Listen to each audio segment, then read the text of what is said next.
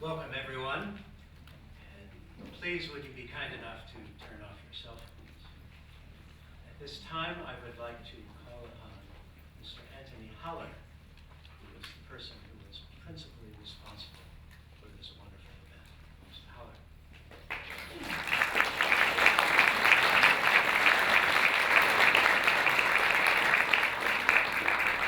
Mr. Speaker, honourable members of the debate team, distinguished guests and fellow in-members, I bid you welcome. We are gathered here today for an historic debate, the consequence of which could change the course of world affairs. Tonight, under the watchful and skeptical eyes of Benjamin Franklin, Thomas Jefferson, and George Washington behind us, you will have a chance to vote on whether the Declaration of Independence was illegal and invalid, thereby re-establishing the sovereignty of Britain and the Crown over the American colonies, or confirming the long decline to oblivion of the British Empire, leaving a more diminutive country bereft of imperial majesty or ambition. We have assembled some of the finest minds, greatest legal talent, most erudite lawyers on both sides of the Atlantic to settle this debate with sharp minds and sharp wits, rather than a blaze of muskets once heard on the fields of Concord and Lexington. This is important. Clipped to the back of your program booklets are voting cards, an American flag, and a Union Jack. Putting all current allegiances aside, let me restate that. Putting all current allegiances aside, we will be asking you to vote in ballot boxes as you leave the debate, so you, the members of this modern-day Continental Congress, can determine through democracy, not war, the future course and political relationship of our two nations. Our collective fate lies in your hands. Do not squander it, because tonight this debate is being streamed live to 7 area law schools, and the next generation of legal scholars are watching you very closely. On a visit to New York City in the early 50s, Winston Churchill was taken to a game of American football. Asked after the game what he thought of it, he replied, "Actually, it's very like rugby, but why do you have all these committee meetings?"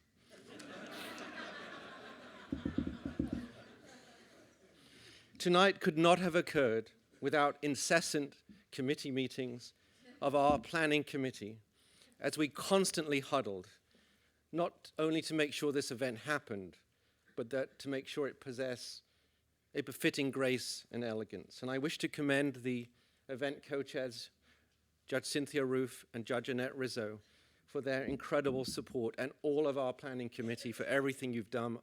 I've been indebted to you, I really am. We have many special guests here tonight, too many to name individually.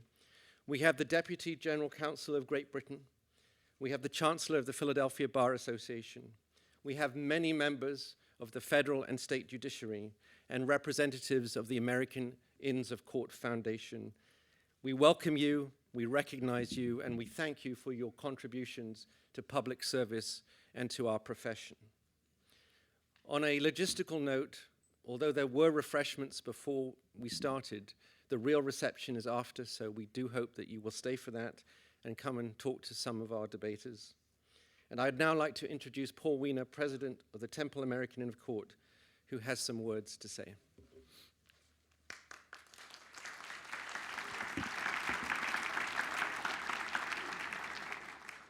Your Honors, distinguished colleagues and guests, on July 4th, 1776, just a few hundred yards from where we sit right now, the Continental Congress made history when it adopted the Declaration of Independence. That declaration announced to the world that the 13 American colonies, then at war with Great Britain, regarded themselves as independent states and no longer part of the British Empire. Tonight, we will again make history as members of the mother country on the one hand, and and the colonies on the other hand, debate the legality of the very foundation upon which this great country was built. On behalf of the Temple American Inn of Court, I want to welcome everyone to this historic occasion that culminates the Temple American Inn of Court's 20th anniversary year. And I need to thank many of those who made this event possible. First, I'd like to thank each of the other inns that are here tonight participating in this joint event. And joint inn meetings like this is one of the core values of the American Inn of Court movement. So that includes the American Inn of Court Foundation, the Judge Alexander F. Barbieri Workers' Compensation American Inn, the Bucks County American Inn of Court, the Nicholas Cipriani American Inn of Court, the Benjamin Franklin American Inn of Court, the Philadelphia Criminal Law American Inn of Court, the Montgomery Inn of Court, the Justice William Strong American Inn of Court, and the Villanova Law J. Willard O'Brien American Inn of Court. I also offer thanks to our sister inn in England, Gray's Inn, for accepting the challenge when the gauntlet was thrown. Next, I would like to thank each of our sponsors, individuals, corporations, inns of court, and law firms, for providing the financial backing without which we would not be here tonight, and for providing in-kind donations that are allowing this event to be professionally recorded for history's sake, and to be simulcast to area law schools for educational purposes. Each of the sponsors is listed in the program, and I ask that you please take a moment to recognize and acknowledge them.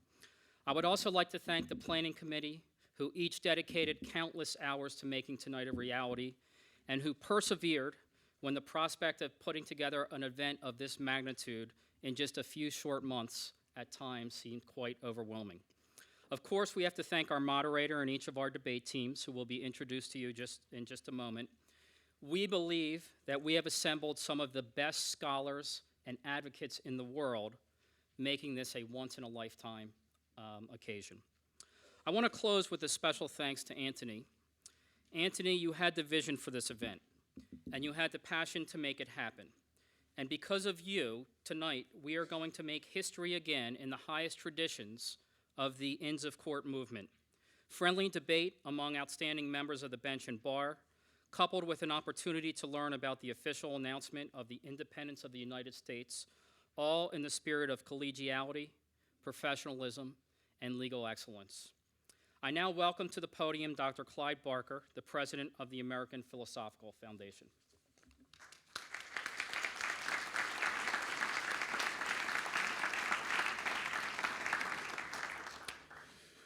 On behalf of the 960 national and international members of the Society, I'm pleased to welcome you for the American Philosophical Society to its Benjamin Franklin Hall. It was Franklin's intent to bring together in person and through active correspondence thoughtful and accomplished men and also women. Indeed, the Princess Dashkova, head of the Russian Academy of Sciences, was elected to the APS in 1789. The members of the Society were to consider, debate, and attempt to resolve both the great and lesser issues of their time. The Society today attempts to continue Dr. Franklin's vision with semi-annual meetings at which leading scientists and scholars present essays on topics as diverse as whales once having feet, the Chinese economy, the future security of our food, and the Supreme Court and how its justices know what they know. These discussions are disseminated to a wide audience through webcasting and through our publications. The Society supports the work of rising investigators through a variety of disciplines, through a vibrant research grant program. A small but distinguished APS museum, utilizing the Society's paper and object collections, has welcomed more than 600,000 guests since it opened in the fall of 2001. Our library, with its collection of over 11 million manuscripts and more than 350,000 bound volumes, welcomes approximately 1,400 scholars each year without an access fee.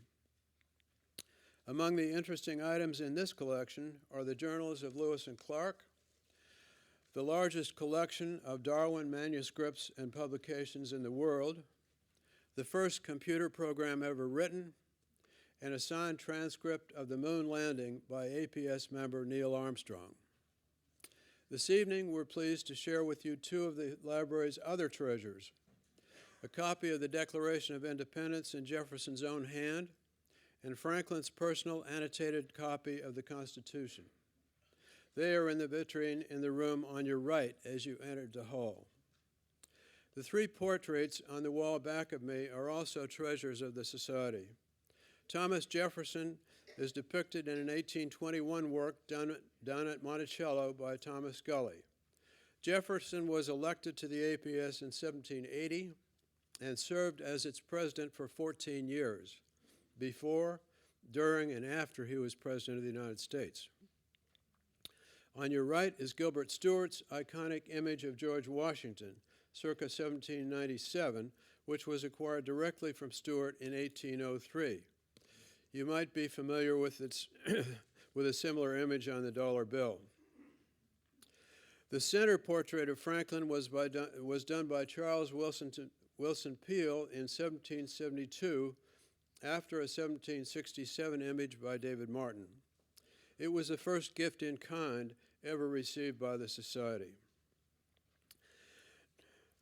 No doubt these three APS members would be delighted to oversee these proceedings and would, I believe, if they could, join me in saying what a privilege it is for the Society to host this exciting discussion.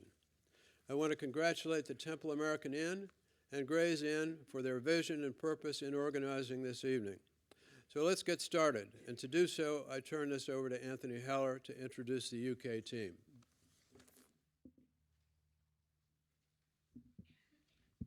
I'm going to ask Judge Cynthia Roof to join me here, and we're going to alternate the introductions. Since she has one more to make than I, she will start the proceedings.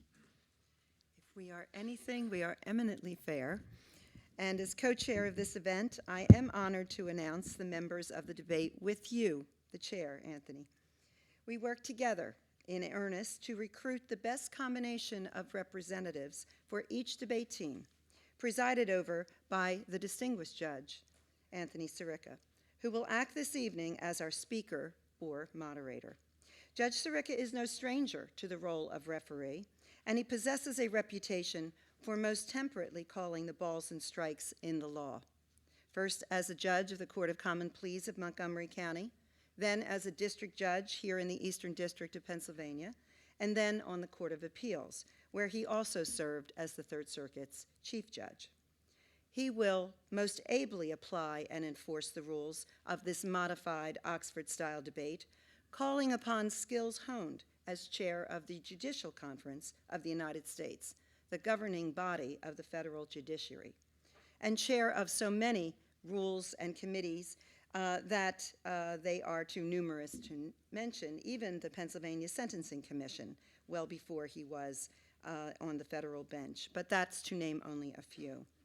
His rulings are carefully composed models of clarity, both in content and analysis, and his decisions are deeply respected by litigants, lawyers, and colleagues all for their wisdom, insight, and humanity. Thank you for accepting this role, Judge Sirica.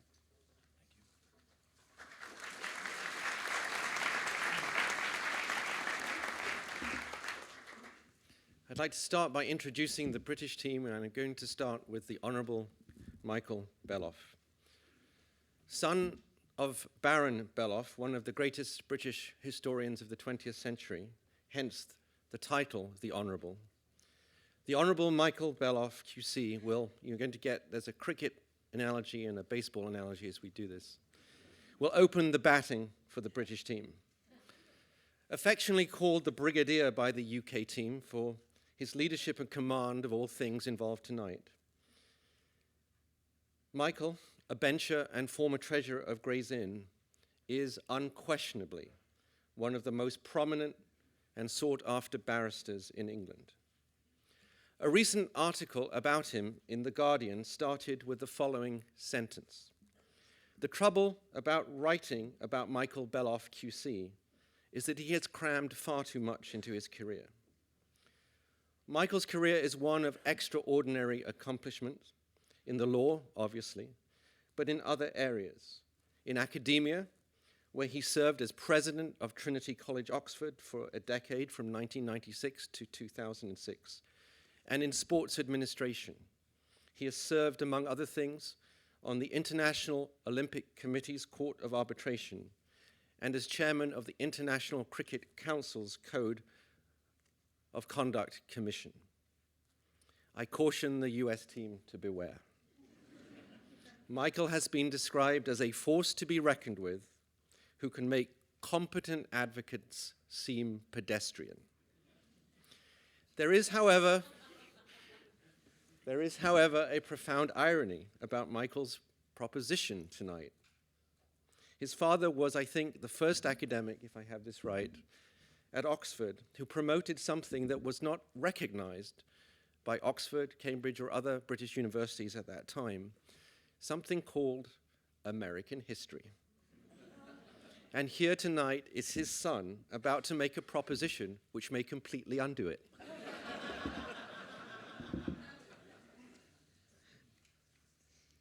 Well, leading off for the colonies is the Dean of Duke Law School and former Chief Federal District Judge David Levy. A man of the people, he scores fast and far, crossing this vast land from eastern colonies, attending Harvard College, graduating magna cum laude, then to the Western Territory of California to attend Stanford Law, distinguishing his studies there as president of the Stanford Law Review and graduating Order of the Coif. He stayed west for a time, clerking for the Ninth Circuit, and then headed back east to clerk for Supreme Court Justice Lewis F. Powell. But he later returned to the Eastern District of California, where he served with distinction as chief judge of that court until he once again traveled east to settle into his present position as dean. In between these movements in his career, he was appointed United States Attorney by President Ronald Reagan, and a few years later named to the federal bench by President George Herbert Walker Bush.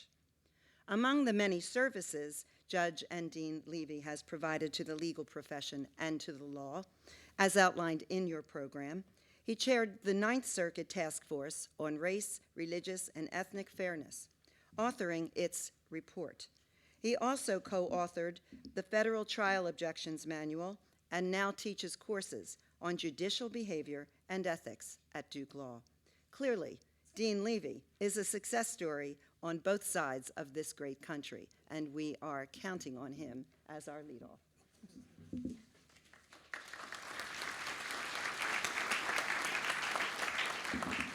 I'd like to introduce Sally O'Neill, batting number 2 for the English and the Gray's Inn team.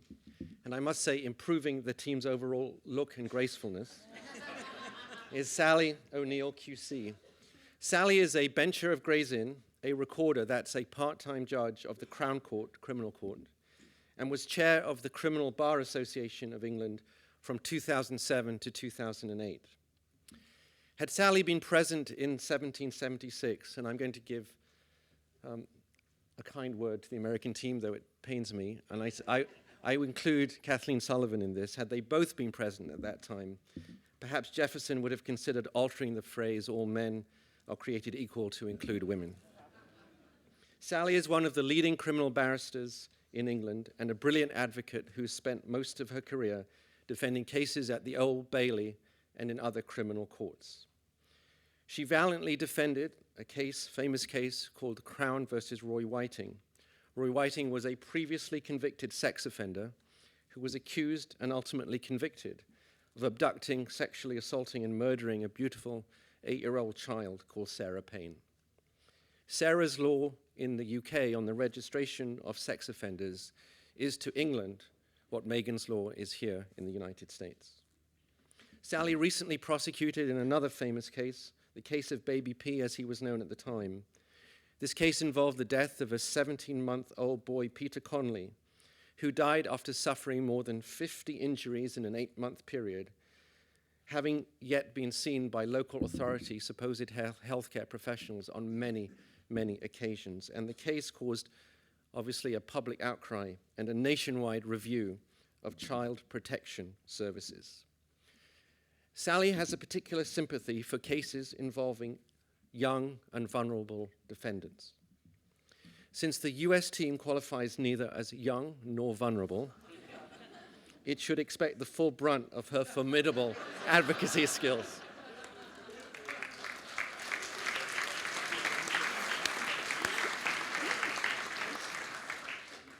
You go, girl. Anchoring center field, who ever thought I would be making baseball analogies? In defense of the Declaration is Lou Pollack, the Honorable Judge of the United States District Court for the Eastern District of Pennsylvania, appointed to the court in 1978 by President Jimmy Carter. His tenure on the bench has been marked by professional and personal achievements, honors, and accolades, which he unfailingly eschews. He is a model of professionalism and ethics, recognized by the American Inns of Court recently, which conferred on Judge Pollack the prestigious Lewis F. Powell, Jr. Award for his example of unflinching integrity, unfailing courtesy, rigorous intellectual analysis, and academic pursuits, gentle demeanor, unaffected humility, and unrestrained passion for justice. He shares with his teammates a devotion to the scholastic, having been a professor and dean of both Yale Law and Penn Law Schools. Ably represented the colonies of New York, his birthplace, Connecticut, and Pennsylvania, as each claims him as its native son. Lou Pollack has dedicated his legal abilities to the improvement of humanity by upholding individual and constitutional rights.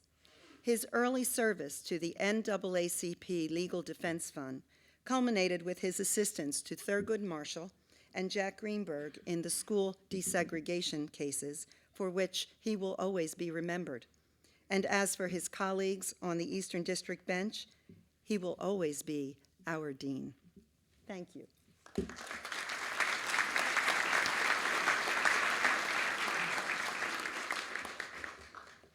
Now I'm going to introduce Sir Charles Haddon Cave.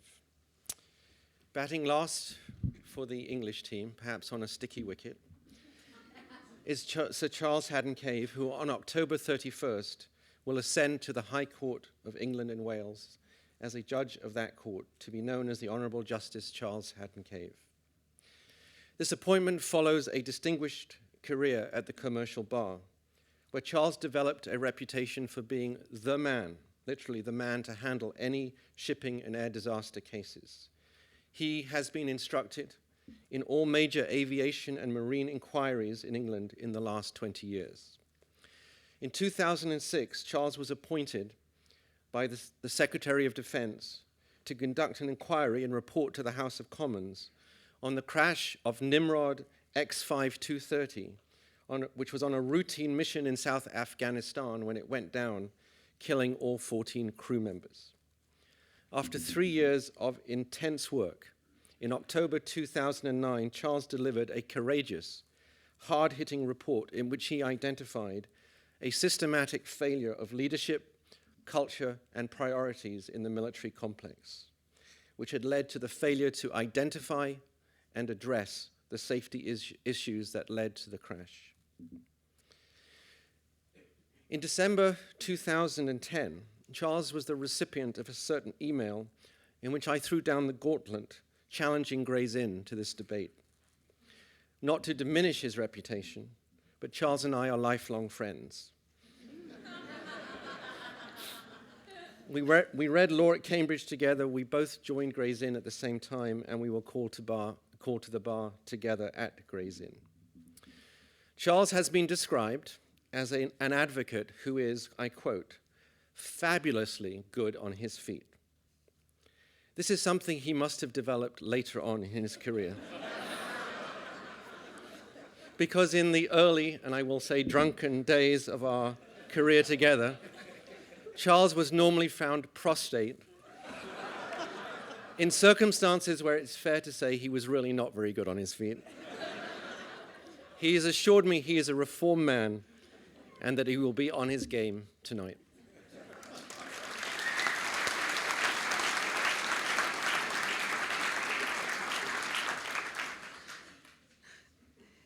Hailing from also the New York colony, via also the colony of Massachusetts, and yes, the same territory of California, is attorney and former dean of Stanford Law School, Kathleen M. Sullivan, Esquire.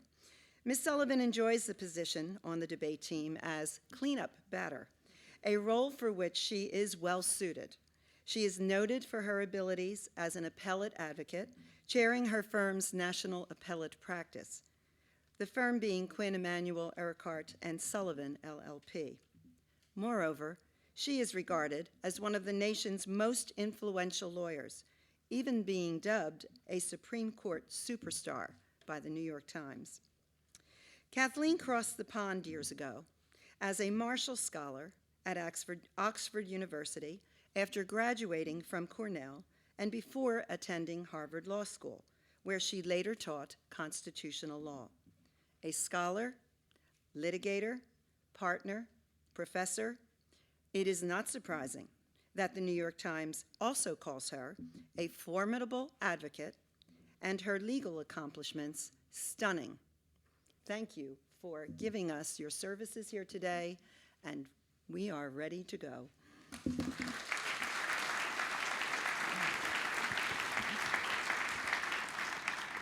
I'd now like to call on the speaker of this convention to begin the debate.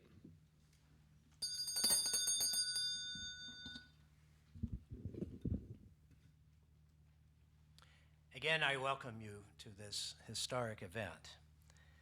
The debate this evening is styled after the Oxford Chamber-style debate, and it employs a format known as British parliamentary debating.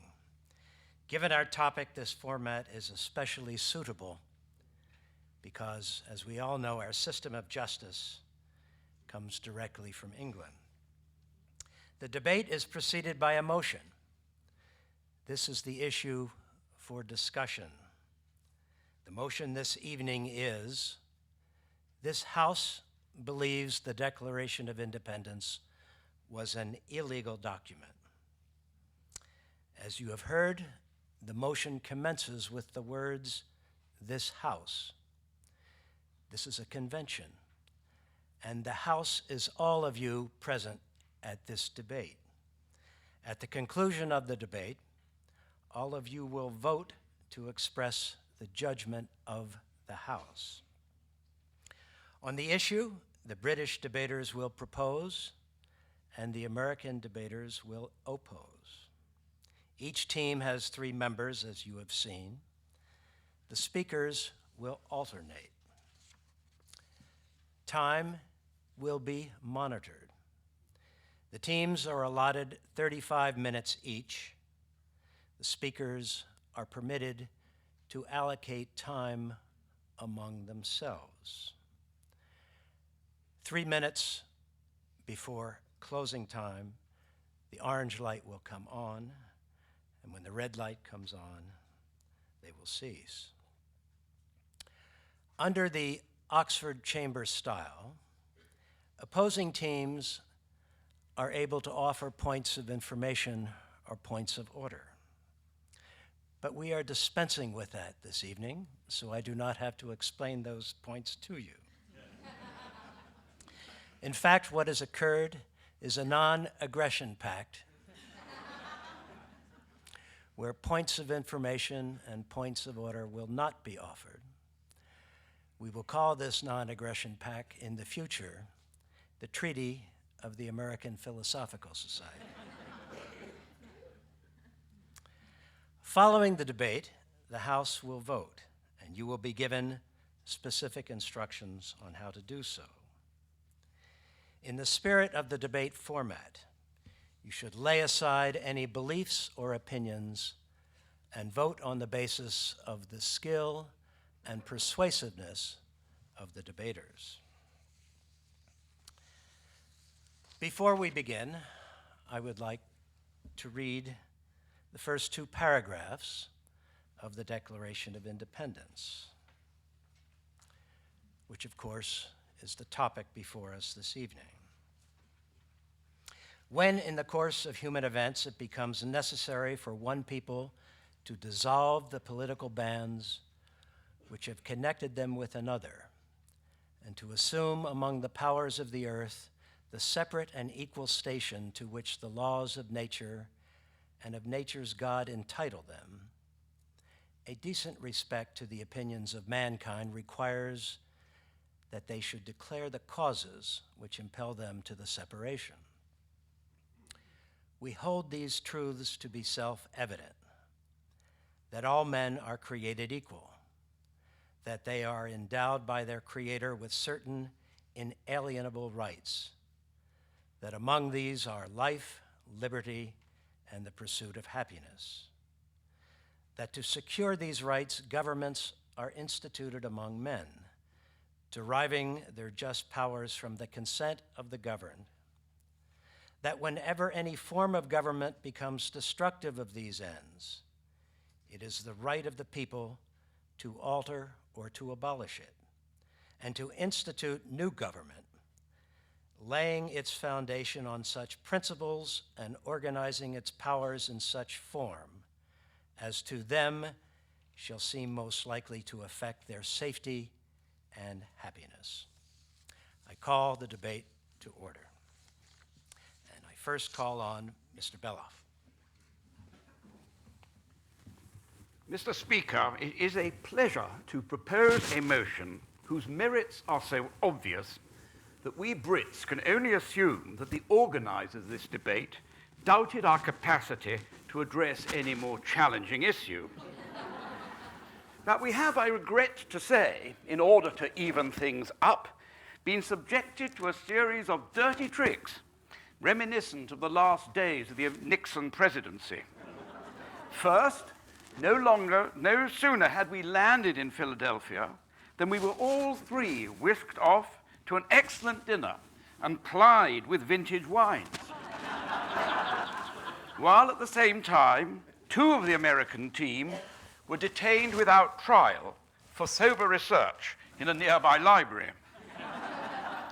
Secondly, the order paper has the distinguished American team on the left-hand side. That's the usual place for proponents of a motion, and the Gray's Inn team on the right, the usual place for the opposition. The hope, I am certain, was that we would be utterly confused as to which cause in this debate we were meant to be espousing. Thirdly, Lord Goldsmith, the former Attorney General of the United Kingdom, was invited to be our team leader, but we were very uncertain as to where his true loyalties lay, and for two main reasons. First, this is meant to be, as we've been reminded, an Oxford-style debate, and Lord Goldsmith is a graduate of Cambridge, which I must presume, since he is by repute a highly intelligent man, must have been his second choice of university, or even his third. And next, although he held the position of the United Kingdom's senior law officer, immediately upon retirement from that post, he joined a prestigious Wall Street law firm. There was a real risk, you may think, that he would become the Benedict Arnold of our team, switching sides in the middle of the contest. And even the valued support of Sally O'Neill, the Criminal Bar Association's answer to Kirsten Dunst, might not have been enough to tilt the balance. So we had to contrive Lord Goldsmith's absence, which we did, by procuring briefs for him to appear as counsel in quick succession in the appeal courts of Belize and the British Virgin Islands, ensuring, of course, that he's stuck for the duration of the entire week in some out-of-the-way Caribbean airport. And since we'd booked him prudently on Pan American, his luggage is almost certainly on the way to Rio de Janeiro. But in Sir Charles Haddon Cave, we had, I thought, not merely a substitute, but a superstar. And that was until I looked him up. in the directories of the English legal profession, and I found this appraisal. Charles has almost a supernatural ability to win his cases. And when I read it for the first time, I thought that's marvelous, mission accomplished. But when I read it a second time, I realized that the appraisal was simply a polite way of saying that he usually loses his cases. Close, but no cigar. What we need is someone not who almost has, but who actually has a supernatural ability to win his cases. I have, I fear, to say of my colleagues what the Duke of Wellington said about the British Army under his command on the eve of the Battle of Waterloo. I don't know about the enemy, but my God, they frighten me. Now, I have myself to have a particular reason to be on this side of the floor. The Oxford College, of which I was president, produced 3 English prime ministers. The first was the Earl of Chatham, who drove the French out of America. The second was Lord North, who was said to be responsible for driving the English out of America. And for those of you who may be interested in historic trivia, the third was the Earl of Wilmington. He was Prime Minister for all of 42 days, and of whom Encyclopedia Britannica could say nothing better than he was, and I quote, despised by his peers, the people, and the press in equal measure. So it is to resurrect the reputation of Lord North, that eminent alumnus, that's my special task tonight. But before I cease from these purely diversionary tactics and address the motion, briefly, of course, since I'm quite confident in the scholarship and sophistication of my co-debaters, I'm going to allow myself the luxury of one last observation. In the year 2000, the ABA paid its millennial visit to the United Kingdom, and I had the honor to participate on behalf of the English bar in a moot in front of a galaxy of American legal talent, no doubt all conscious that their attendance at the event was tax deductible, and a somewhat fewer members of the English legal profession, no doubt all conscious that they could claim points for their attendance for continuing professional development, which in these sad and sorry times we all have to collect on an annual basis or lose our practicing certificate. The imaginary scenario was that George III, the king, was caught in a storm off Massachusetts, forced to land, promptly charged with treason, and I and my junior counsel had to defend him. Based on that, my short point to the House is this. There really is no need for you Yanks to keep picking at these ancient scabs 2 centuries or so later. You won.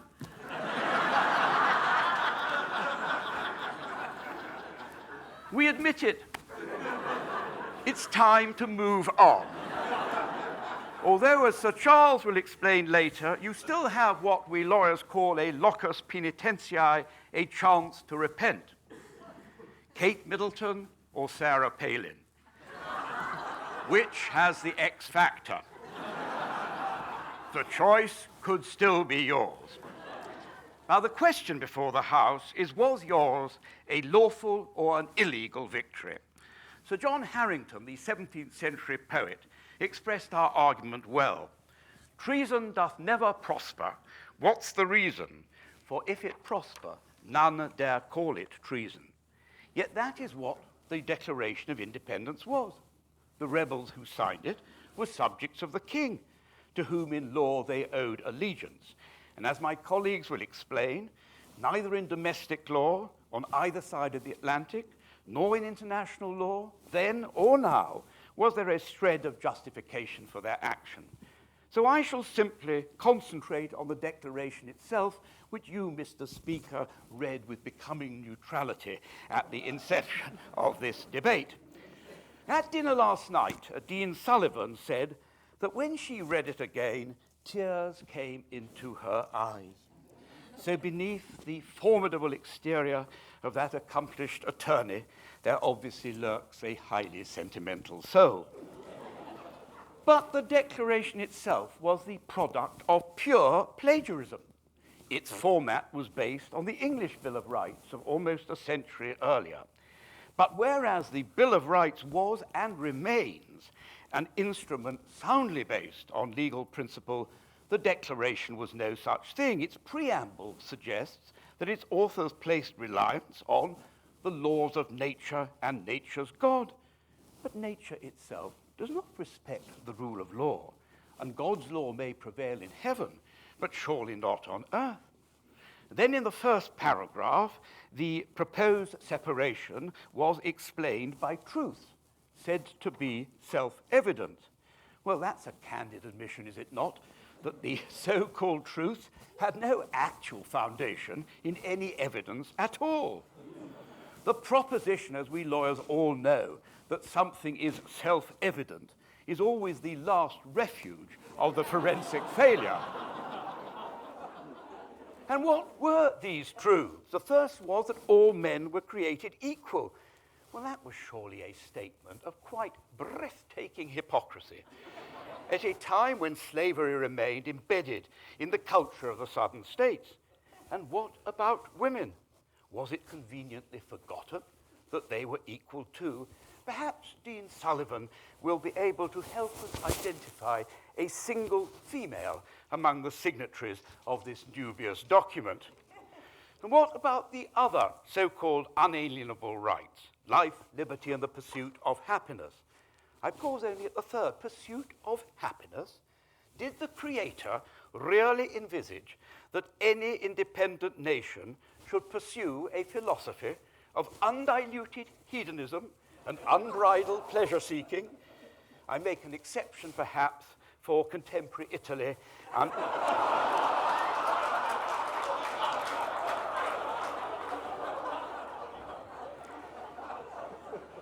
After this eloquent but empty beginning, the remainder of the Declaration was simply nothing more than a prolonged and petulant whine, a series of piffling, trivial, and inflated grievances.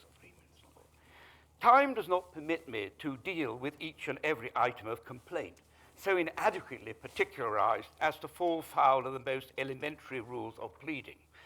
But the main complaint comes towards the end, imposing taxes on us without our consent. Taxes, I should remind you, that were to pay for the cost of defending the colonists against the French and preventing the United States from becoming a nation of cheese-eating surrender monkeys.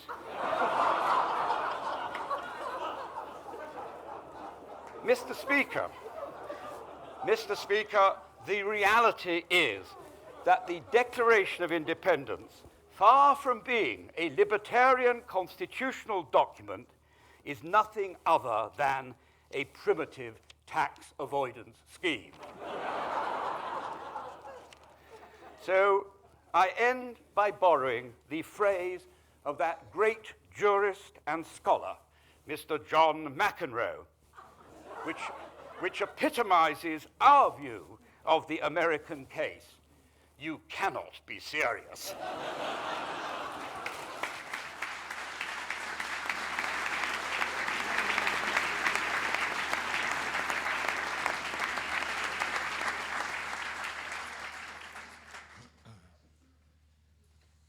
Dean's leaving.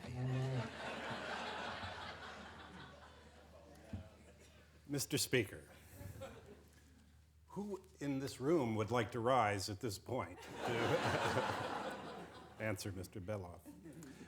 On behalf of the American team, we thank our hosts, the Temple American Inn of Court and Gray's Inn. We thank the organizers, Judge Roof, Judge Rizzo. We welcome the British team, our opponents, Mr. Beloff, that was marvelous, Mrs. O'Neill, and Sir Charles Haddon Cave.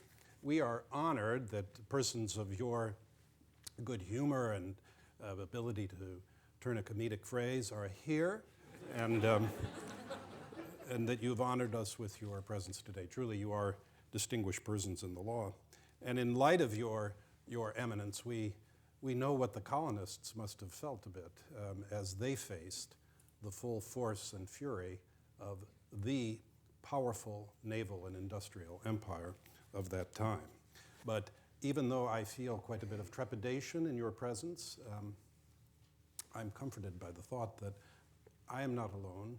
I am here with Dean Sullivan of the tender heart and the, I will say, fierce intellect, and Judge Lou Pollack, who is one of the great men of the law of our day. It might seem that we have the home court advantage, and here we are in Philadelphia, and what a beautiful home court it is. But you have been given the choice of the rules, and you have been given the rules of engagement that you know best, these Oxford rules of debate. And these rules are as peculiar to us as the American devotion to liberty is peculiar to you.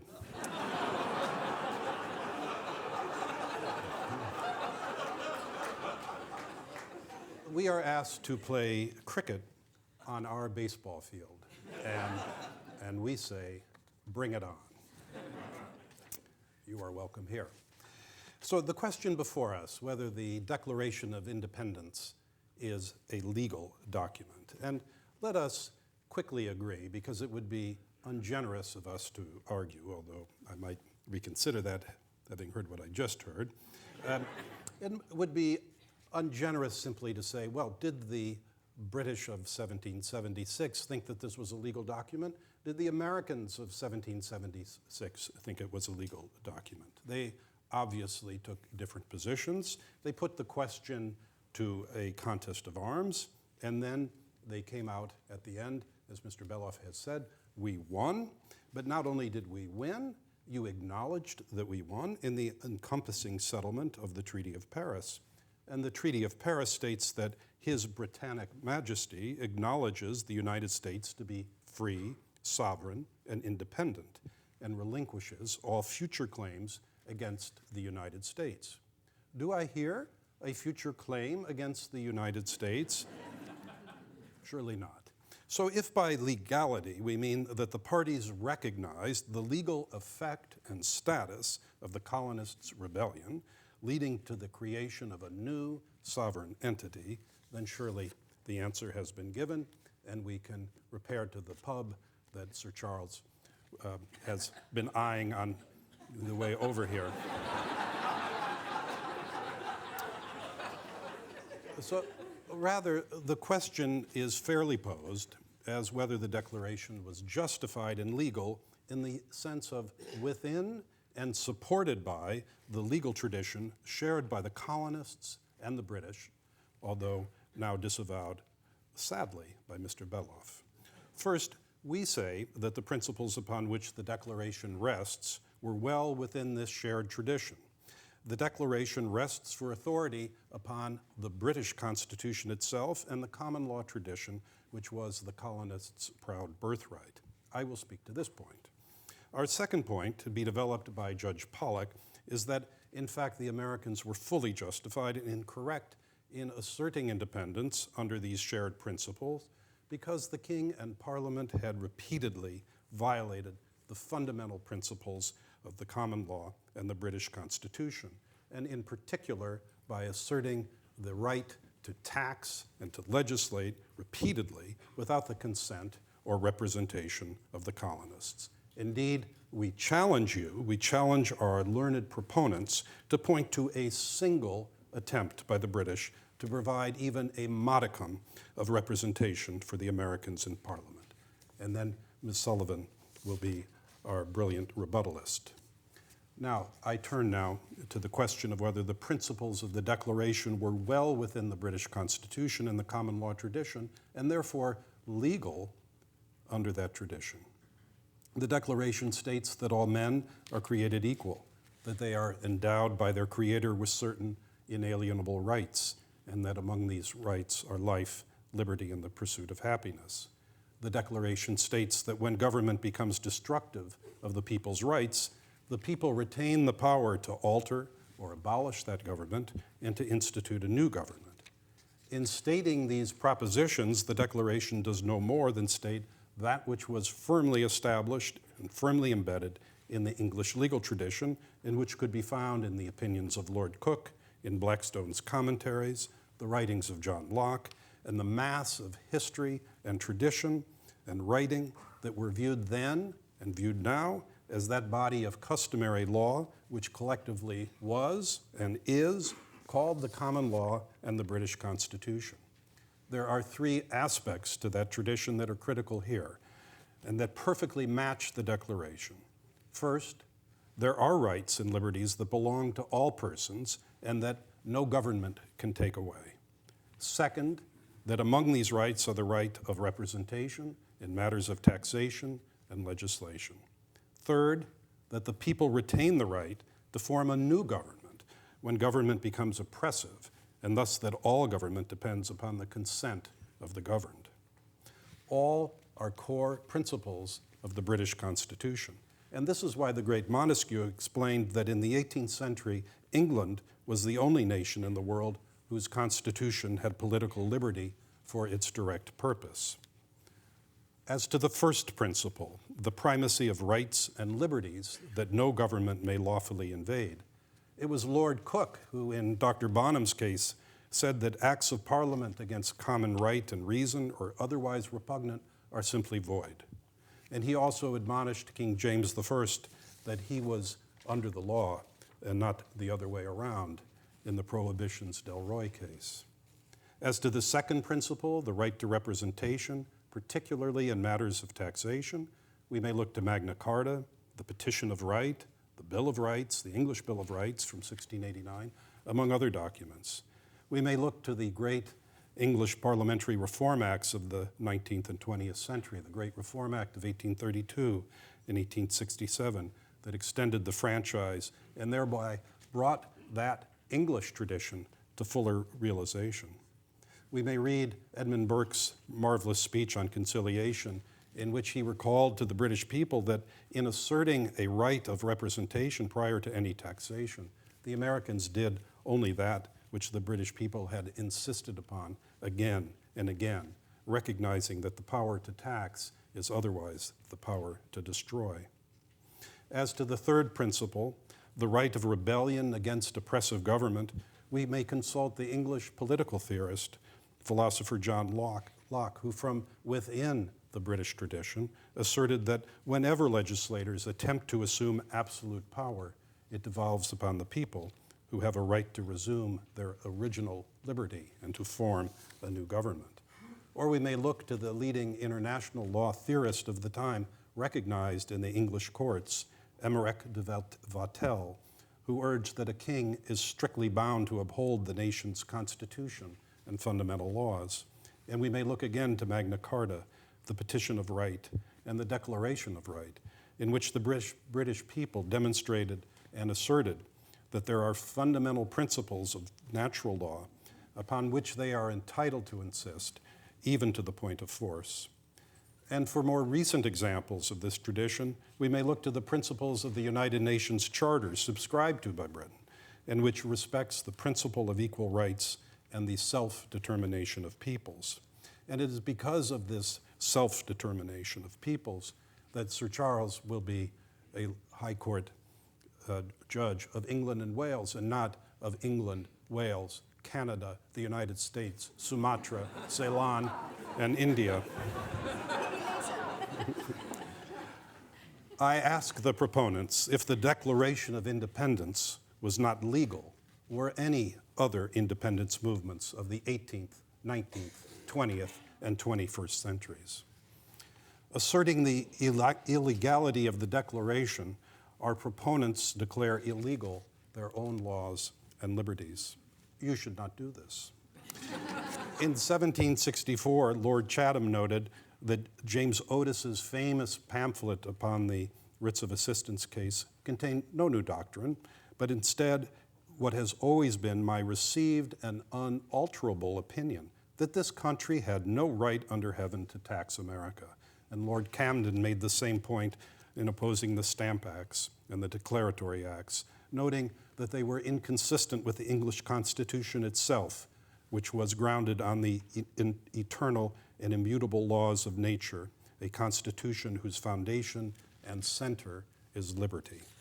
And in 1775, Edmund Burke explained to the Parliament that the colonists were not only devoted to liberty, but to liberty according to English ideas and on English principles. Burke noted that the English nation's greatest spirits took infinite pains to inculcate a fundamental principle that in all monarchies the people must possess the power of granting their own money, or no shadow of liberty could subsist. May I conclude? One sentence. So I suggest that Mr. Beloff and his teammates stick to comedy. We will stick to the British Constitution.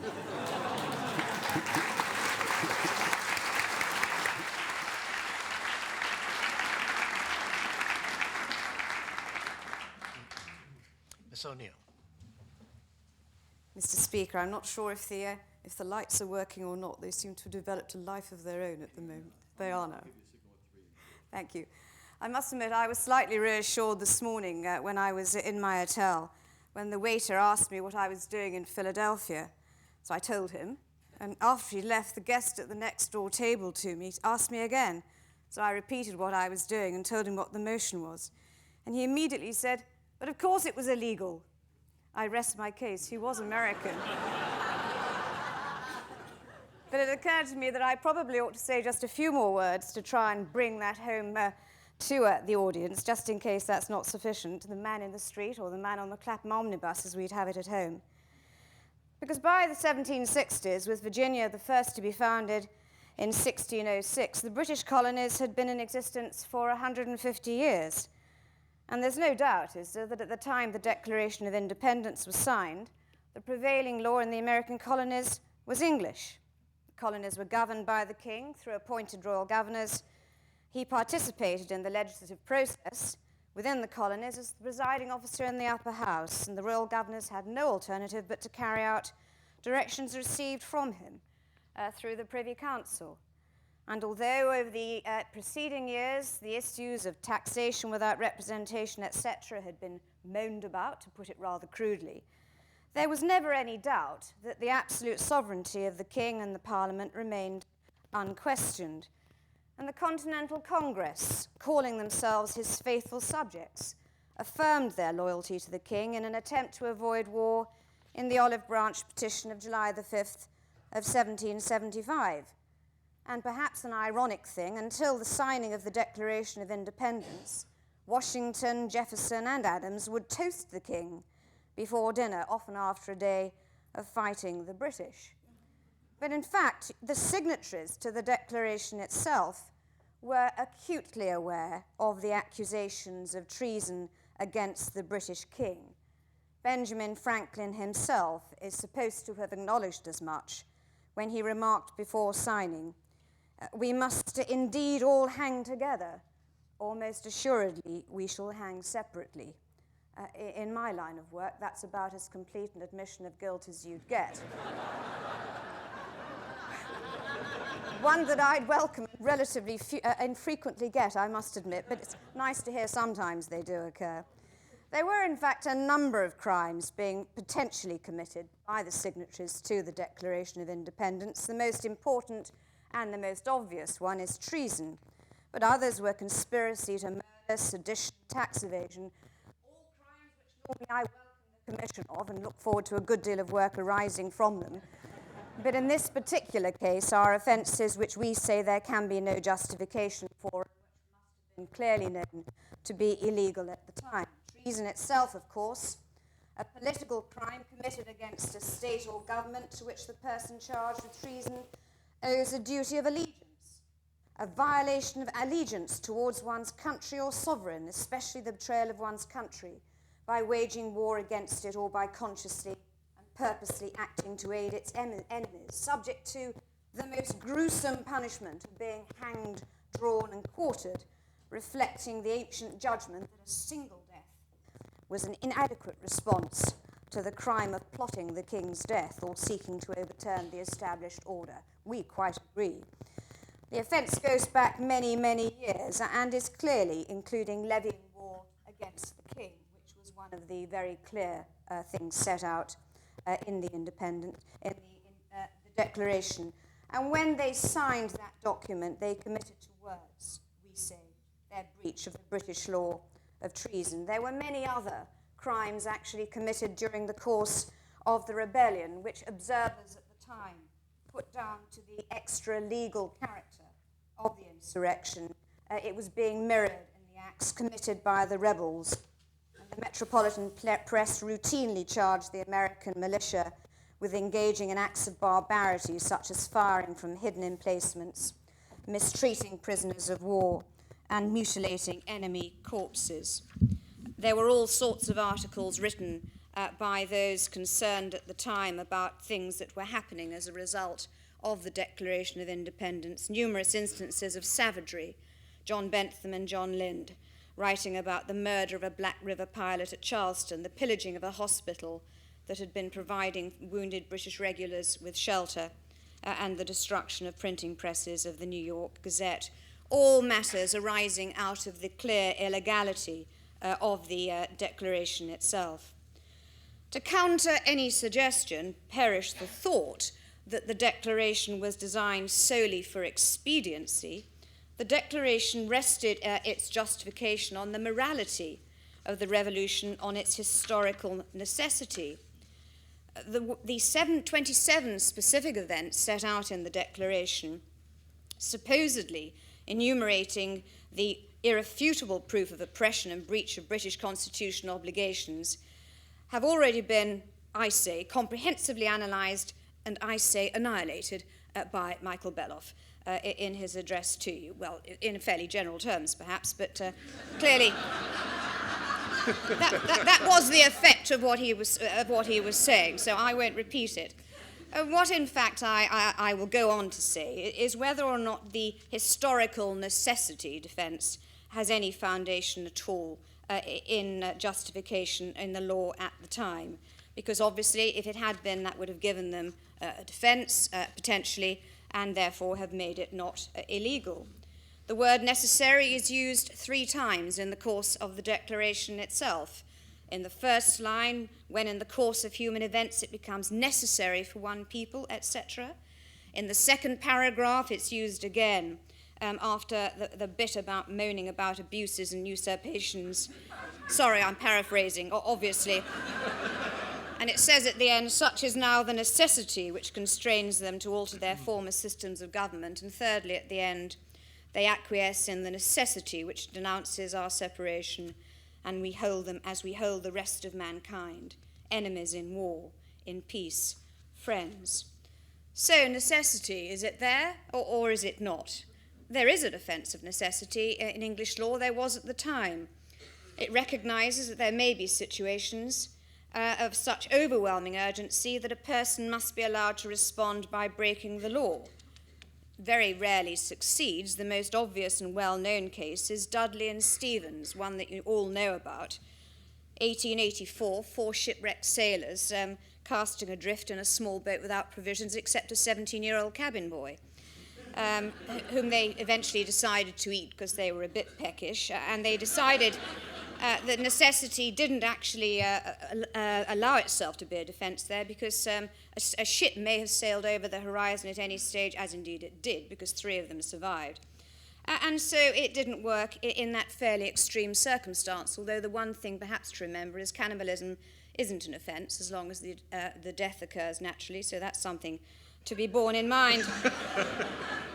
So the principles are that there must be an urgent and immediate threat to life which creates a situation in which the defendant reasonably believes that a proportionate response to that threat is to break the law.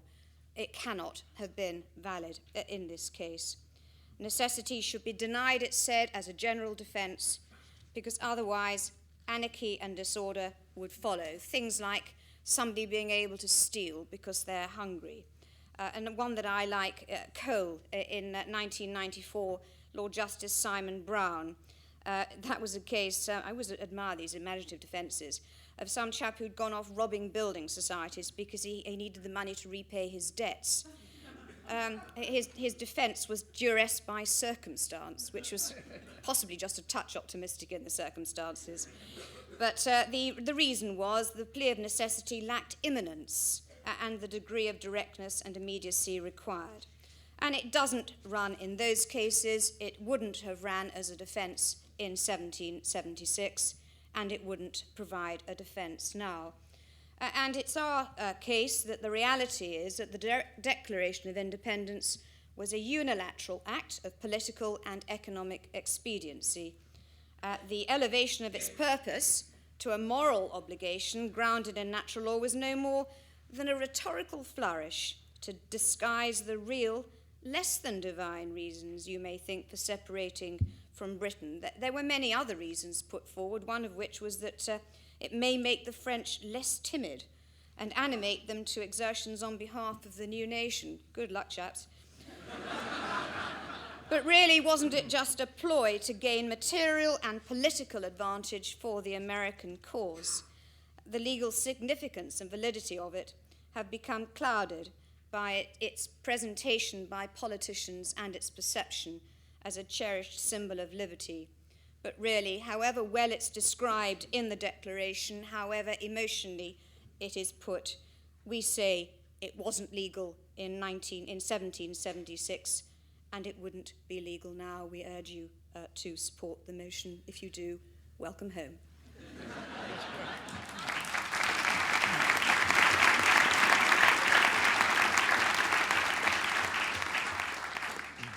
Judge Pollack.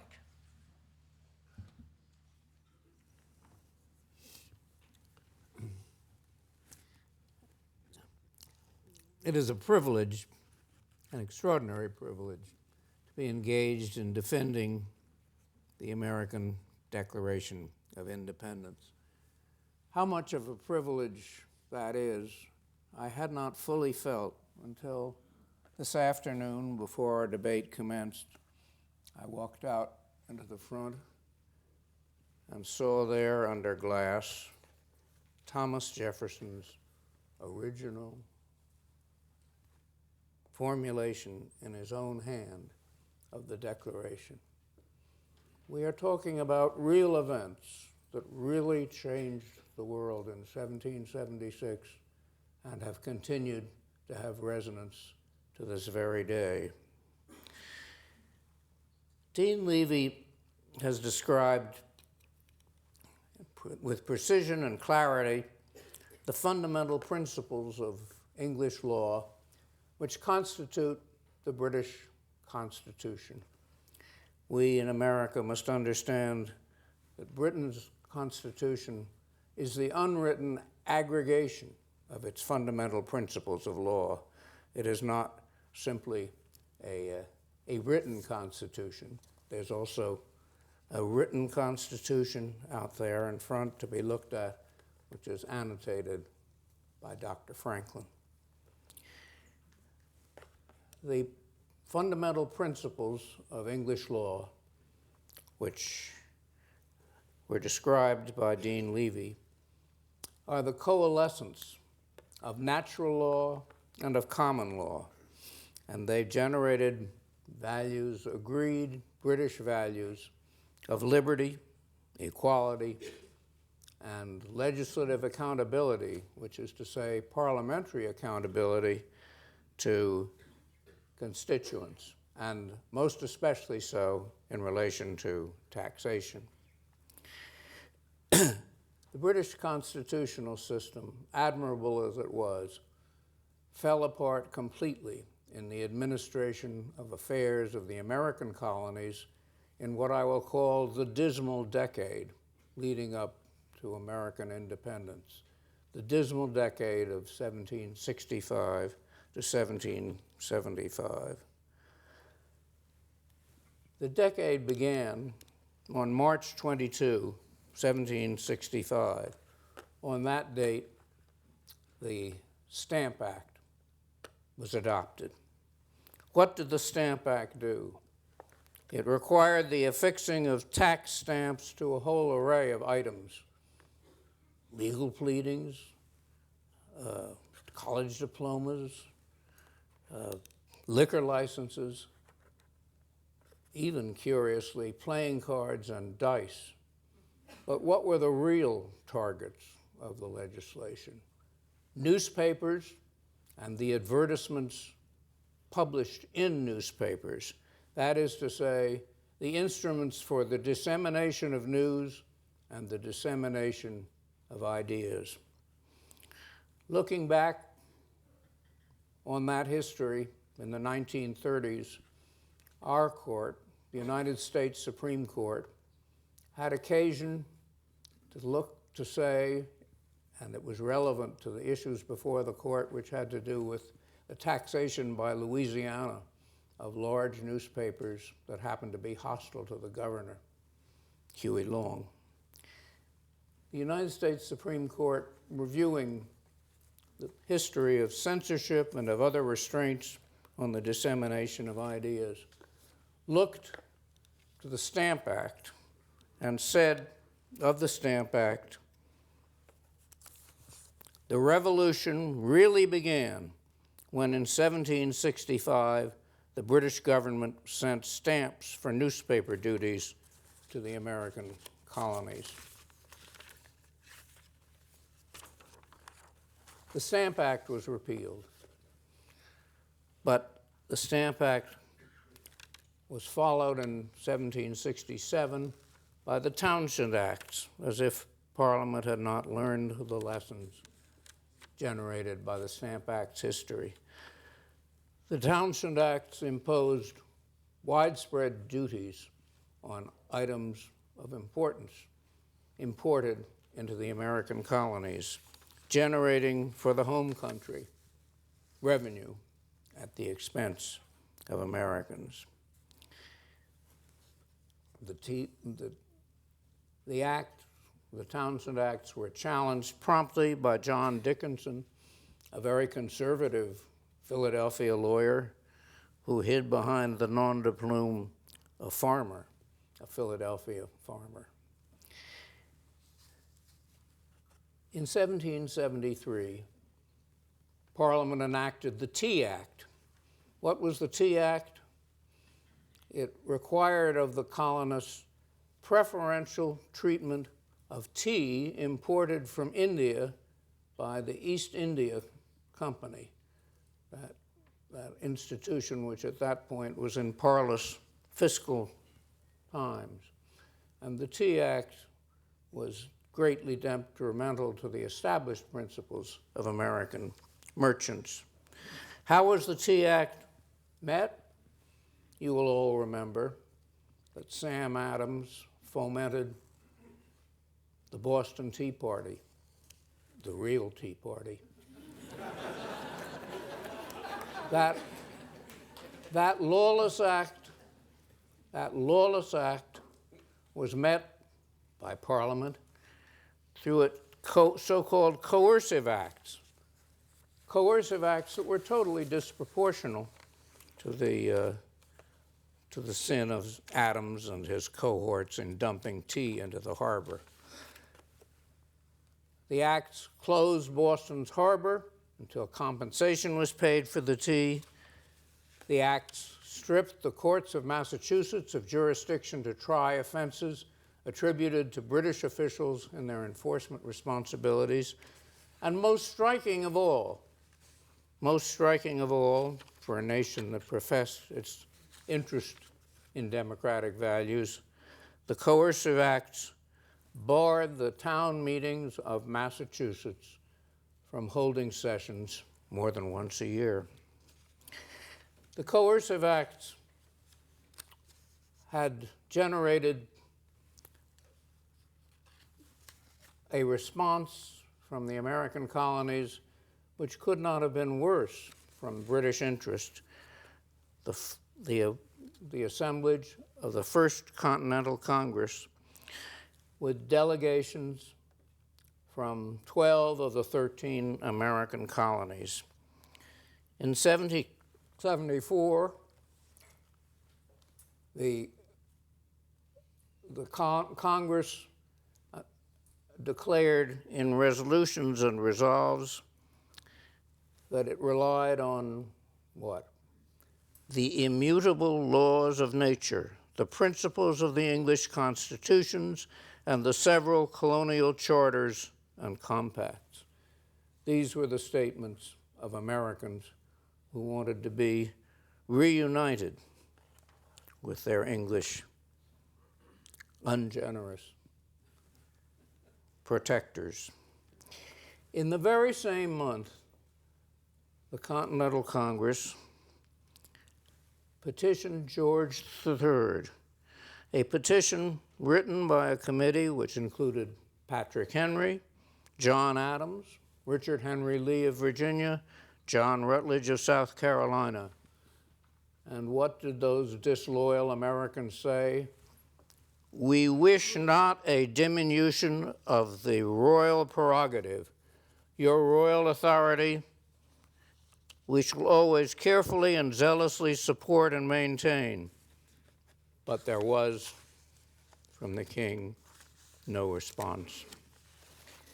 In 1775, the last year of the dismal decade, the Second Continental Congress met after hostilities had broken out in Lexington and Concord.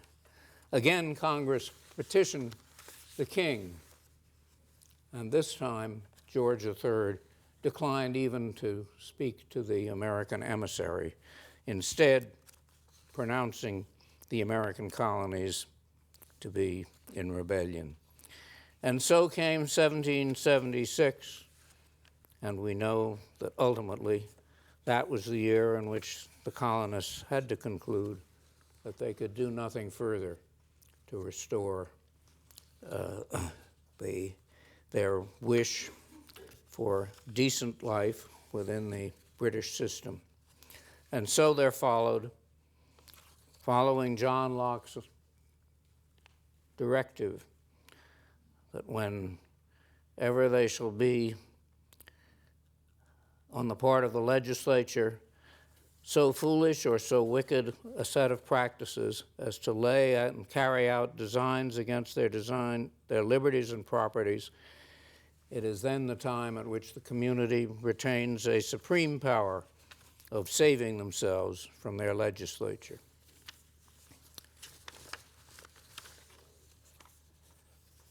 I want to close by invoking one American and one Englishman. The American is our host, Dr. Franklin, who spent, as I think we all know, decades in London as agent for the American cause, trying to persuade the British to understand that the American colonists were patriotic Englishmen and wanted nothing but the enjoyment of English liberties. And ultimately, Dr. Franklin realized that he had failed. And he returned to the United States and was part, of course, part of those who voted in the Congress for independence. The Englishman that I would also invoke was Edmund Burke. In addressing Parliament on March 22, 1785, which happens to be exactly 10 years to the date of the Stamp Act, Burke said this to his colleagues: "To prove that the Americans ought not to be free, we are obliged to depreciate the value of freedom itself, and we never seem to gain a paltry advantage over them in debate without attacking some of those principles or deriding some of those feelings for which our ancestors have shed their blood."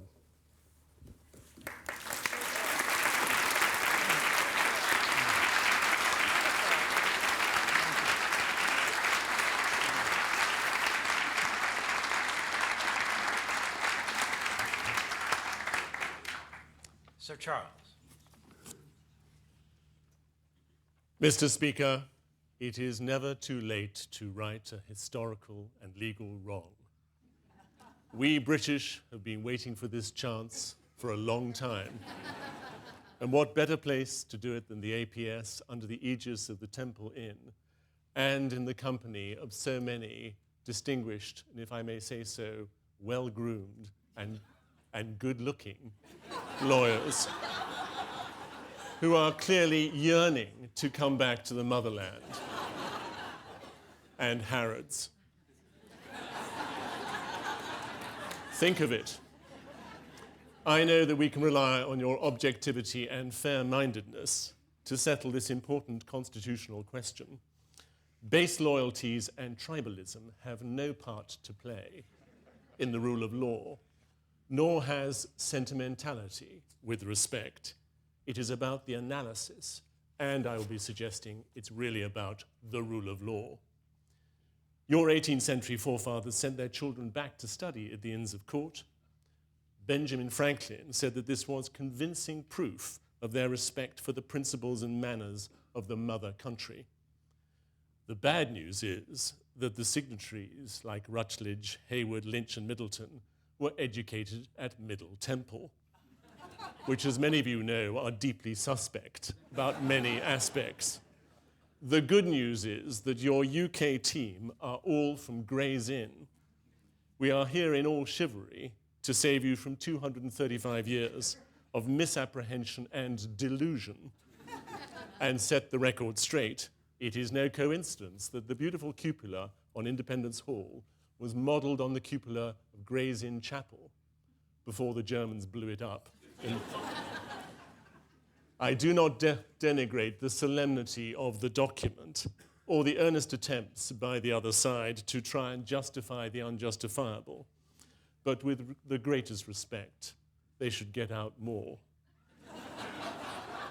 They have a muddled view of constitutional law and common law, a touching view that natural law is akin to real law and legislation, and a worrying notion that the rule of law is whatever you'd like it to be. Stick with us at Gray's Inn and you will be all right. Let us be quite clear. The Declaration of Independence was and was on its face unlawful by the known law of Great Britain. As Sally has told you, according to none other than Blackstone, to levy war against the king in his realm was high treason. The colonists were British subjects who acknowledged King George III. That's the end of the story. The legal and eventual burden is therefore upon the US team to satisfy you that what was ostensibly unlawful was in fact lawful by some other route. If you're not satisfied, vote for the motion. And the test is whether it was a legal document on the day that it was signed. David Levy misstated the motion to you when he said is an illegal document. If you look at the paper, it was an illegal document. The fact that we were subsequently defeated by force of arms to kowtow to the Treaty of Paris is not to point. Anyway, the war was a bit unfair because etiquette and good manners required us to wear red uniforms and march in straight lines and take tea at 4 o'clock, when you lot used to jump out from behind trees. I want you to remember 5 words beginning with S, which blow the US ship out of the water: sophistry, selfishness, sovereignty, slavery, and secession. Sophistry. The Declaration was an exercise in pure sophistry, bred of expediency, as Sally said, a naked attempt to turn rebels and traitors into legitimate combatants by conjuring up legitimacy and recognition. Thomas Paine's thesis comes down to little more than a sleight of hand to avoid the imputation of illegality and rebellion. As Jeremy Bentham said, the Declaration made a mockery of the difference between legality and illegality. The Captain Kidd's pirates of the world could suddenly have a Damascene conversion and discover the laws of nature and God, withdraw from the known constitution, rip up the rule of law, and simply declare themselves independent princes instead of what they were, guilty pirates, the 3 of them over there. That way lies anarchy, and it was exactly this sort of sophistry that Abraham Lincoln, in his famous 1861 address against the Southern states, deplored. I'll come back to that. 2, selfishness. In truth, the Declaration and its long list of moans, as Sally calls them, alleged grievances, was merely an elaborate fig leaf to cover naked selfishness and self-interest of greedy landowners and slave owners intent on rebellion and seizing power so they could further feather their own nests. And don't forget, the signatories were colonists themselves. They were not reclaiming land from oppressive outside forces. They had indeed themselves ousted the indigenous population. The mantra, no taxation without representation, is self-serving. The taxation measures were reasonable, proportionate, and necessary, and not expropriatory. What more reasonable measure could there be, as Michael has said, than asking the colonials to pay their fair share of saving them from a fate worse than death, being ruled by the French? The ingratitude is startling, even to this day. And as you've heard, in fact, the Stamp Act was repealed 10 years before this document was drawn up, and tax was listed number 17 of the moans and grievances. And the tax on tea was very small. I was going to bring some Darjeeling with me, but I forgot. 3, sovereignty. This is the key legal point. With respect to the US team, one needs only an elementary grasp of constitutional law to know that there can be no state or empire without sovereignty, and there could be no sovereignty without parliament.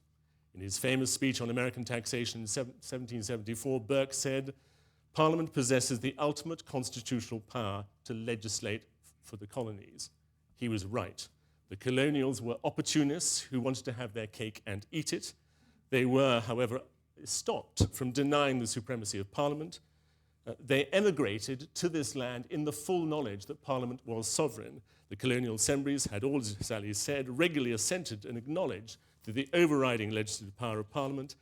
These were the self-same powers that had helped and nurtured the colonies to achieve their rapid and vigorous growth. It was only when some of the measures were not to their liking did they turn around and deny the sovereignty of Parliament. Imagine how great America could have been if Great Britain had continued to rule it. Think of it. Reliance on fundamental rights of Englishmen, which was really what David Levy was talking about, is false. The golden thread running through English law has always been the doctrine of parliamentary supremacy. Parliament has the legal authority to do anything, even contradict the principles of natural justice. The US team's argument boils down to no more than Dicey's rebuttal: the will of the people must prevail over tyranny. But as Dicey himself admitted, this is a political, not a legal fact.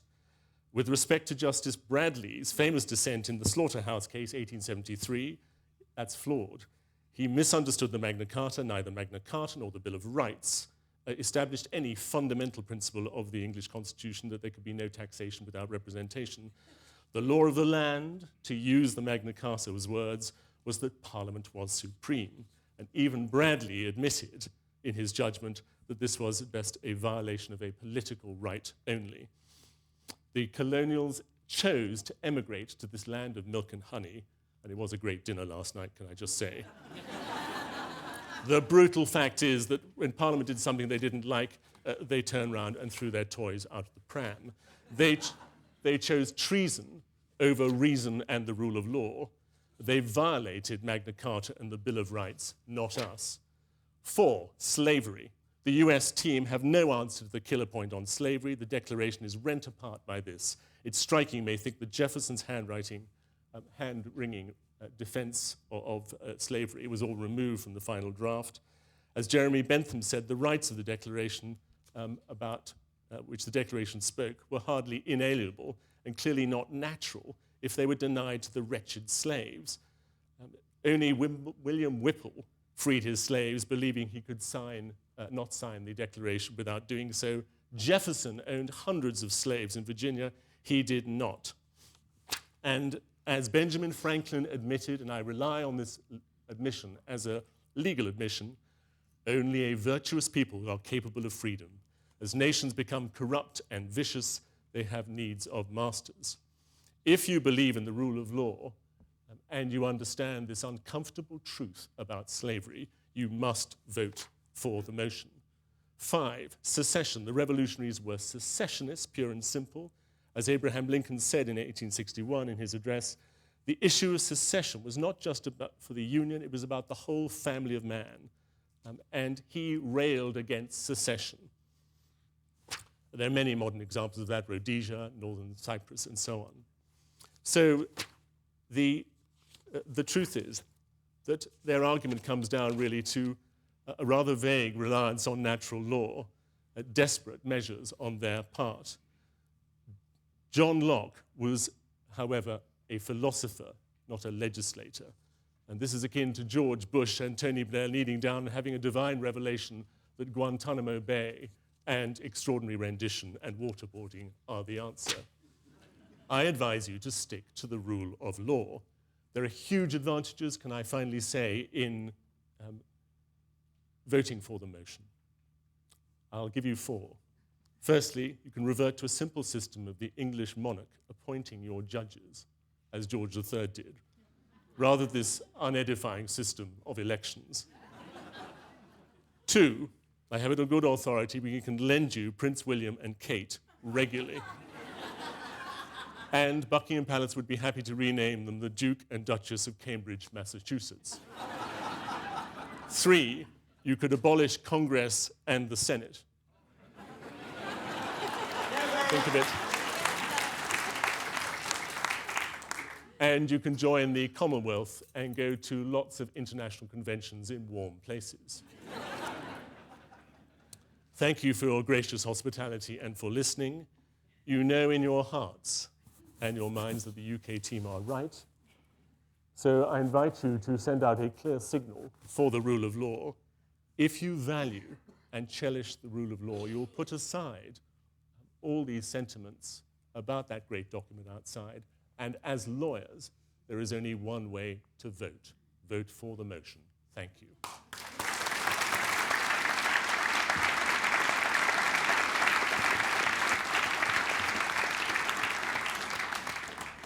Dean Sullivan. Mr. Speaker, today's events are proof positive that the United States and the United Kingdom are two nations separated by a common language. I ask you not, are these defenses that the British guests have made today of the proposition that the Declaration of Independence is illegal, do they not all founder? Let me divide them into 3. They urge that this is a document that was actually a crime. It was based on rebellion, treason, a crime. Second, they rest their argument on supposed hypocrisy, the hypocrisy of those who articulate principles of liberty and self-determination, but didn't yet accord them to native peoples, to women, or to what would ultimately be the freed slaves. Hypocrisy, this from a nation that calls itself a constitutional democracy, but all business came to a complete halt for a royal wedding. And third, they argue from this proposition that that the Declaration rested on expediency. Let me knock all these 3 pillars of their arguments down.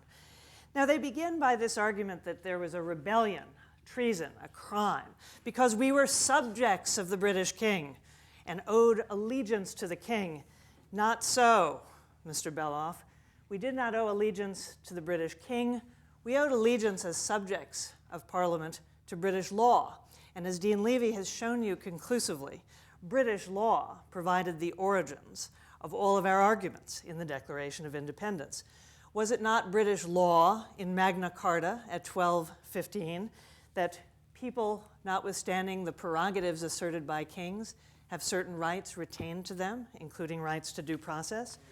Was it not British law, positive law, in the Petition of Right in 1628 that said that extra-parliamentary taxation, taxation without representation, you might say, was outside the Great Charter of Liberties of England? Was it not British law, expressed in the Petition of Right, that no freeman may be disseised of his freehold without the operation of law of the land? And was it law by which we were imposed taxes and duties without a single elected representative of ours taking part in the parliamentary decisions to impose those taxes? That was not law. It was disseisement. And was it not British law in the Declaration of Rights in 1689 that said that the people hold ancient rights of liberties, including the rights to the free election of Parliament. So it was not allegiance to British kings, but to British law that we asserted the Declaration of Independence and sought to restore the right of the people based on these ancient rights of liberties. Now then, let's turn to the argument from supposed hypocrisy. The argument that somehow we should look to Jefferson's hand rather than Jefferson's words. Now, a document may be absolutely perfect, even if its application isn't fully realized, even if its principles aren't fully vindicated to later generations. And the document is quite perfect, even if we admit that there were no women present at the signing, but there were no baronesses among the barons at Runnymede in 1215, and it doesn't make the Magna Carta any less potent and perfect a document. And it's true that there were great injustices and iniquities that we carried on in our practice because we were sinners and because we couldn't realize the perfection of the document. But the proposition is not, were the American people sinners? The proposition is, was the Declaration of Independence illegal? And the content of the document itself was utterly legal under British law, notwithstanding imperfections in our subsequent practice, until we righted it under a tradition that, again, we developed from British law through judicial review and through another civil war. Now, you refer to Lincoln's pronouncements against the secession petitions by some of the southern states. And indeed, some of the southern states, Mississippi, Texas, and so forth, Texas was trying to assert that it was still a sovereign nation. It still tries to do so today. But Lincoln rejected those petitions, and there may be no comparison whatsoever between the secession petitions by the southern states that Lincoln properly rejected and their invocation, and they were not properly invoking the Declaration of Independence. Why not? Because they sought to uphold the very principle the British team has itself properly denigrated as unlawful and immoral and unjust. They were trying to uphold the institution of human slavery. It was right to reject petitions for secession that were rooted themselves in an inequitable violation of natural law and human rights. That was a proper rejection of secession. Ours was not, because the document in the Declaration of Independence did not assert anything iniquitous. It asserted only the proper rights of the American people as recognized in British law.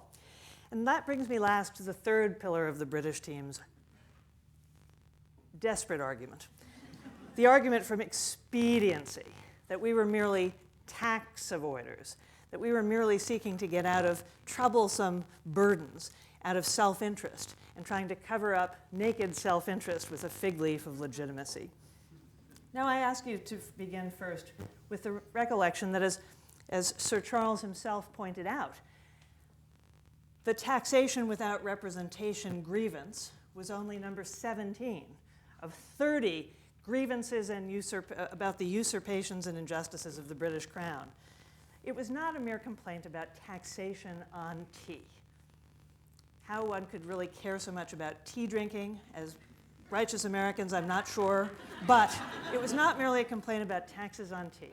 It was a complaint about keeping standing armies among us in times of peace, denying us an independent judiciary, closing our harbors and thwarting our trade, preventing immigration that would populate our nation, preventing us from convening in our own legislatures with duly elected representatives of our own, preventing us from having laws passed for our own benefit, putting standing armies among us to harass our people and eat out our substance, about thievery and marauding by the British troops. It was not a complaint about a tax on tea. It was a complaint about a fundamental army of occupation, denying us all rights as citizens and all rights to participate in an elected government of our own. It was hardly an expedient attempt to get rid of a tax. It was a principled effort to describe a system of tyranny that had gone beyond any justified form of government to which we had ever ascribed.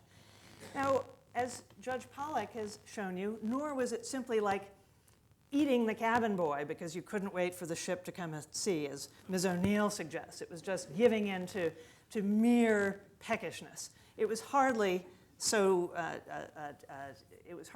indulgent an effort. In fact, as the Declaration points out at the very early paragraphs, Governments long established should not be changed for light and transient causes. And there was nothing light or transient about this Declaration of Independence. Judge Pollack has taken you eloquently through the stages in which we sought to exhaust all other legal remedies.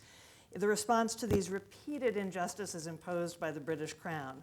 When the British Crown and Parliament imposed upon us the stamp tax, yes, it was repealed, and only in response to some of our complaints. But as Judge Pollack also pointed out, it was replaced with the duties imposed under the Townshend Act. Where was the British Crown listening to our articulation of rational and reasoned grievances when John Dickinson, a.k.a. the Philadelphia farmer, published all the letters that denounced the Townshend Act on the ground that we lacked representation in the Parliament that had imposed it? Was the British Crown interested? Was Parliament listening? Was legal recourse to the petition for the redress of grievances effective? No, it was not. But we kept on exhausting our remedies anyway. Where was the British Crown when we filed when Samuel Adams, first as a patriot, later a beer, but when Samuel Adams circulated the Massachusetts Circular, saying that these duties were unconstitutional because the colony of Massachusetts is not represented in Parliament. Did the Crown reach out and say, please come on over, we'll treat you to a wonderful dinner the way you treat us when we come to Philadelphia? No! It was an absolute rejection of our entreaties and an imposition of more taxes. Did the British Crown listen to the Boston pamphlet in 1772, prosecuting this argument further? No. What did it do? It imposed the Tea Act, more duties. Was there anyone listening when we responded to the coercive acts that were imposed in the wake of the Boston Tea Party, when the Declaration of Resolves in October 1774 said, as Judge Pollack so eloquently reminded you, that immutable law and the English Constitution itself requires our representation? No. Was our petition to the king listened to in 1774 when we said, we still recognize your royal authority, may we please have some participation in your government? No. Was there anyone listening to us when we sent the olive branch petition in July 1775? No. The king simply said, never mind, and sent us and declared us in a state of rebellion. And was there anyone who listened still to the subsequent letter sent late in 1775 to the British king? No. Emissaries were not recognized. Letters were not returned. Is this any way to show people that you were following British law? It is not. So was it an act of expediency? No. It was an act of necessity. Only after we'd exhausted all other alternatives, after we'd given you years and years, in fact, decades of protests, and you didn't invite us into the mere minimum prerequisites of being true citizens of the British Crown, the British state, the opportunity to participate in the laws that imposed obligations upon us. And it wasn't just about taxes, it was about the principle of self-determination, the right to be governed through our own consent. So treason, no. Rebellion, no. Hypocrisy, please. Expediency, no. Necessity, yes. People of my good house, you must vote against the proposition. Thank you.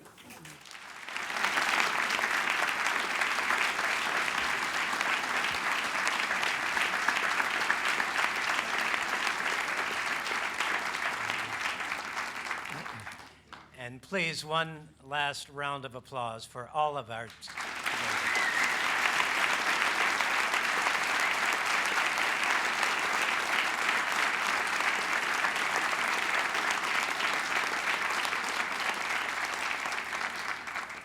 Congratulations to our speakers.